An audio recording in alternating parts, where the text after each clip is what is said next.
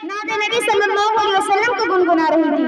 मेरा दिल कर रहा था कि मासूमा के दामन को थामूं और अर्ज करूं, एक दो बंदों से रंडों का भला क्या होगा, एक दो बंदों से रंडों का भला क्या होगा। हम तो कहते हैं मीखाना उठा करके दे दीजिए।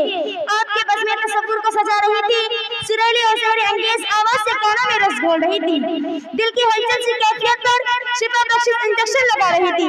यकीनन ये नात खानों की बहुत बड़ी कामयाबी व कामरानी की दलील है जो आपके बस में तसव्वुर को सजा रही थी।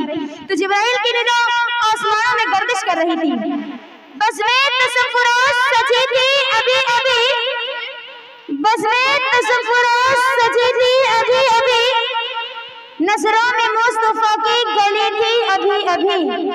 जिब्राइल पूछते थे फरिश्तों से रोक कर, जिब्राइल पूछते थे फरिश्तों से रोक कर, किसके जवाबे नाते नबी थी अभी अभी।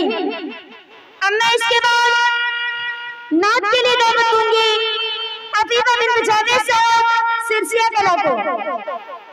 तेरी आवाज में तो कशिश है, अहले महफिल भी परेशान है, तेरी आवाज में तो कशिश है, अहले महफिल भी परेशान है, तेरी शेरी कलामी को सुनकर मस्त कोयल भी हैरान है।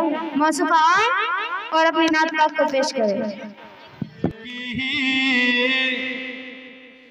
मालिक हमारा